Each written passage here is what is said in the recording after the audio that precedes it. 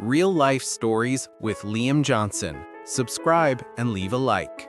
If a good family stays strong, the friendship between the children, especially between brothers, and especially when they are only a year apart, lasts a lifetime. In such cases, you can be certain that a brother will always be there. He will lend a shoulder, help, protect. That was exactly how it was with Alessandro and Vittorio. They had been together their whole lives. By now, the one-year difference had long been smoothed over. The brothers looked alike, gestured the same way, understood each other with half a word. But after university, they could no longer be called completely identical. Vittorio went to work for a private construction company that had been desperately trying to drag Alessandro along with him. Alessandro almost agreed, but his passion for computer technology won out. That was the faculty he had chosen from the very beginning. Vittorio had chosen the same one at first, then changed his mind and decided to become a builder. 3 years later, he opened his own construction firm. There was no shortage of work. A real boom had begun. Wealthy city dwellers were building cottages left and right, and all you had to do was keep up. That was the second difference between the brothers. A week after receiving his diploma, the younger one, Alessandro, married Vera, his university coursemate. Together, they founded a small service center for repairing digital equipment, another field that was in no less demand than suburban construction. Of course, Vittorio teased him. "It's easier for you two, working with 4 hands and the 2 smartest heads from our year." Vera usually parried for her husband. "Your brother is looking for someone exactly like you, Vera, dear." And Alessandro was right. Vittorio unconsciously compared every girl to Vera. They weren't the same. He had always treated Vera like a sister, so there was never even a hint of rivalry with his brother. But yes, he did want someone like Vera by his side. And it seemed he had found her. He met Lydia not at work, not on one of his construction sites, but in a restaurant where he was celebrating a new contract with partners. Lydia looked strikingly like Vera. That was both the cause and the consequence. Vittorio married her. Vera managed to attend the wedding because 2 months later she gave birth to her son. Vittorio and Alessandro stood leaning against the wall of the maternity hospital's waiting room until dawn. Vittorio waited no less anxiously than his brother for the new little person who would also carry his surname. He already loved his nephew without having seen him. When he finally came home, he kept telling and retelling Lydia everything that had happened that night. Then he asked when Lydia was fully awake, "And when will we?" She answered in a way Vittorio did not expect at all. "Why would we? We never agreed on that. I've seen enough with my sister and her 2 little monsters. No, Vito, don't even start." That conversation about children turned out to be the starting point for the collapse of their short marriage. Vittorio felt a little awkward when he came to Alessandro and Vera with the news of the divorce. He used to visit them almost every day, unless something unforeseen happened. He hurried not only to see his brother and sister-in-law, he missed his nephew terribly and was amazed at how much the boy could change in just 1 day.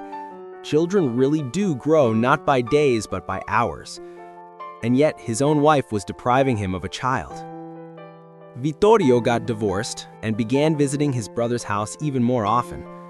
Vera once joked that Alessandro had missed his son's first steps. Vittorio was the one who saw them. He walked behind the toddler with open arms, ready at any moment to catch him if he fell. A year later, Alessandro and Vera had another son. Unplanned, Vera said, but instantly loved by everyone, including Vittorio. He hadn't expected he would compare the younger nephew with the older one and understand what fatherhood was really for. Alessandro and Vera realized that Vittorio himself desperately wanted to become a father, but he was divorced and spent all his free time with his nephews. The boys probably thought they had 2 dads, and both loved them, and so did their mom. Then Vittorio met another woman. Anna was no longer very young, clever, and held a serious position. For a while, he visited his brother's apartment less often. But the nephews hadn't forgotten him. They ran toward him, one trying to outrun the other, and jumped onto his neck. After dating Anna for 6 months, Vittorio proposed. This time he asked directly whether she wanted children. She answered, "As God wills." Vittorio breathed a sigh of relief. She wasn't against it. It would be wonderful if his own children could join the 2 nephews he already loved. But this marriage didn't work out either. Anna never gave him children, not even one. They parted in such a strange way that Vittorio swore to himself he would never marry again. She went on a business trip, came back only for her things and documents, said he was a wonderful person, but you can't command the heart. She had met someone else at first sight. When Vera and Alessandro heard the story, they were afraid to say or do anything extra.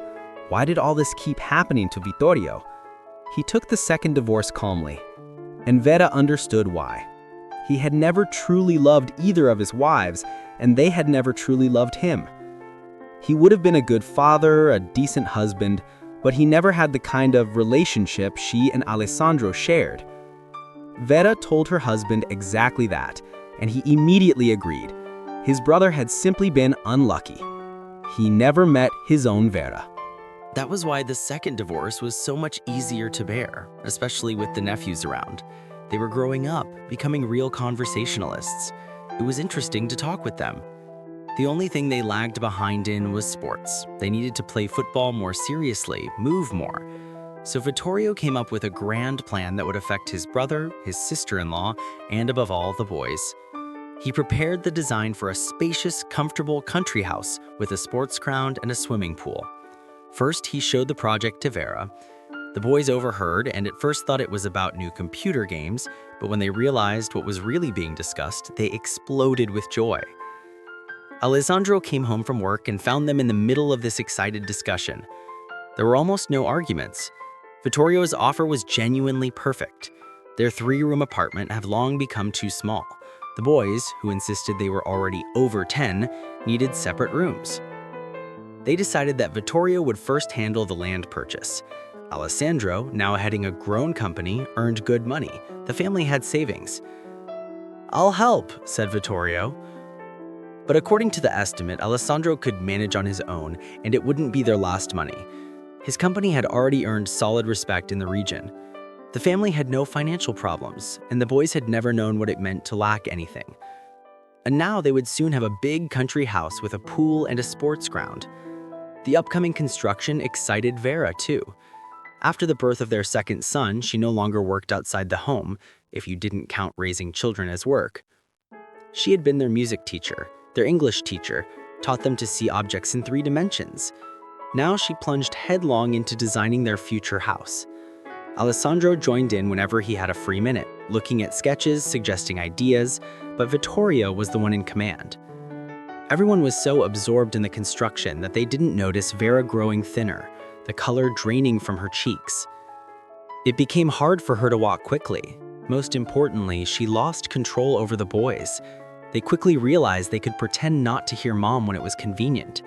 She no longer had the strength to insist. The boys constantly demanded something, always some outrageous request on the edge of what was allowed. It wasn't about buying another trendy jacket.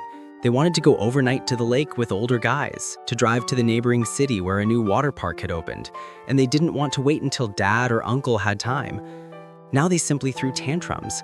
It was hard to recognize in them the obedient, caring children the whole family and Uncle Vittorio had once been so proud of. The last straw was that both brothers' grades plummeted.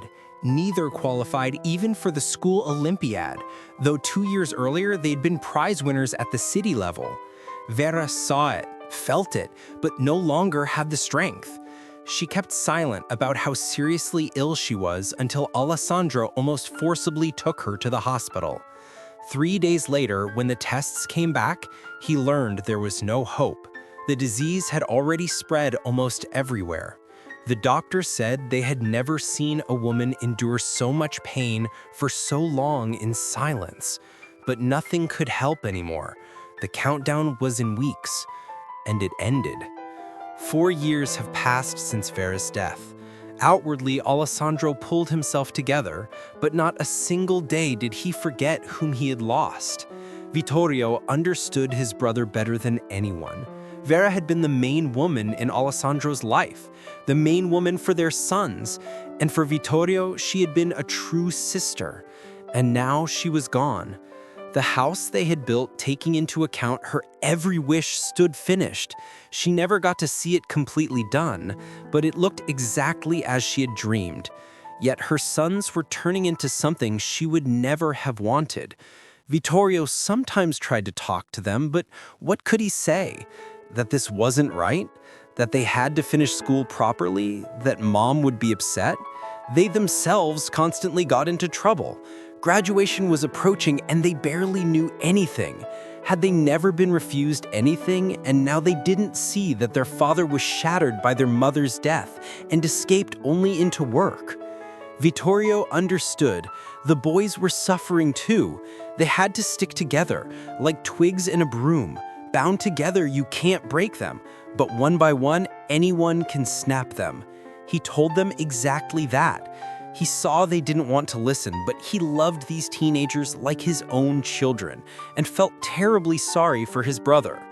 No one knew how long it would have gone on, but misfortune doesn't ask permission, and it's not always true that lightning never strikes the same place twice. Not much time had passed since Vera's death when the same disease struck Alessandro. He ignored the first signs, the second, all of them. He worked like a man possessed so that Vera wouldn't stand before his eyes every moment. When she finally stopped standing before his eyes, it was because the illness had attacked his vision first. Then Alessandro gathered all his remaining strength. He knew he was leaving behind two very difficult, very troubled sons. His only hope was his brother. He confessed everything to Vittorio, already knowing his diagnosis, and with a gesture stopped Vittorio, who wanted to say they should go to Journey or Israel, that there were good clinics. Vito, we'll talk about that later, Alessandro said, quietly but firmly. Right now there's something else. Tomorrow or the day after, before I go into the hospital, I don't want it to happen at home, we'll go to the notary together. I've already arranged it. Because there's a lot I want to ask of you, and only you. And Alessandro explained. It was his fault too. They had had enormous potential. Vittorio knew it without being told. They had never neglected the boys. Vittorio had always been there. The problem was that the boys had too much of everything, and the slightest refusal was taken as an insult. And the wrong crowd had appeared at exactly the right moment. Vera had sensed it immediately, but she was already ill. Every day she probably wanted to warn them that they were losing the boys, and she never managed to. After she was gone, Alessandro had been afraid he would start drinking, so he worked from morning till night. Work really did help him forget. Meanwhile, the sons became completely unmanageable.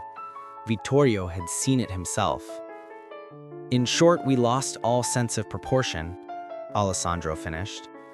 Now I want to fix at least something. He had decided everything. After the boys came of age, all the property, savings included, and they were considerable, would go to his sons in equal shares, but on one condition, which he told Vittorio and received his consent. Vittorio would adopt the boys. Everything was already arranged legally. Alessandro wouldn't consider any other option. He knew Vittorio loved his sons the same way he and Vera had. The boys had grown up before their uncle's eyes. He could entrust them to no one else. They still had several difficult teenage years ahead as children, and Alessandro wanted them to spend those years not with strangers, but with family, his own brother. There was one more thing, a kind of final note Alessandro asked Vittorio to honor without fail. He would leave a letter for the sons. It was to be given to them only when they turned 18. Their father's death shook the brothers. That could have been the moment they turned their lives around 180 degrees. But they had gone too far. They had lived as they pleased for too long. Vittorio had it very hard. The boys were almost adults, soon students, and of course they got into university only because someone paid. They had practically skipped their last years of school. They lived on the money their father had left, received a decent monthly allowance from their uncle who strictly followed the amount Alessandro had specified. But every time he gave in to their pleas and added more from his own pocket. He knew perfectly well what the money would be spent on, and swore to himself he wouldn't enable them anymore, and then broke his own promise. The nephews grew completely shameless. They considered themselves orphans deprived by fate and demanded that their uncle not deprive them further. Their demands were often accompanied by shouting. They openly counted the days, bending fingers, until they finally turned 18, until they got full access to their father's money, until no one could stop them from spending it however they wanted. And then that day came. But Uncle told them about a letter from their father, and that letter decided everything. In it, their father admitted his greatest mistake, blind love that had turned his sons into parasites and egoists. Now, with the same love he had felt from the first minute of their lives, he wanted to correct that mistake from beyond the grave. He spelled out clearly what they had to do. Each had to earn enough money to buy his own apartment. Only then would they receive full control of everything he had left them. When the sons learned their father's final wish, they flew into a rage. No money, no carefree life, exactly the opposite. For now they still lived in the dormitory and someone still paid their tuition, but soon they would be kicked out, would have to find housing themselves, and Uncle would no longer send money. They would get their diplomas, somehow, and after that, they were on their own. When their fury finally subsided and Uncle Vittorio said goodbye and left, a harsh new life began for the young men. For the remaining university years, they mostly drifted. After graduation, they had to hustle. They still had some core of decency. They didn't steal, didn't become alcoholics. They found work themselves, ashamed in front of each other, night watchmen at the city market, cleaners. Their greatest fear was running into former friends who might see them sweeping streets. The shame ate at them so much that they scraped together whatever money they had and left the country. Better to clean floors abroad, anywhere, as long as it was far from familiar eyes. They went through a brutal school there. They worked until they dropped, yet still couldn't earn even a fraction of the price of an apartment that would unlock their father's inheritance. More and more often, they remembered how they had lived at home with mom, dad, and uncle. They admitted to themselves that no one had ever loved and cared for them the way those three people had. Two of them were gone now. Only Uncle remained. Both brothers decided they had to swim, had to turn the ship around.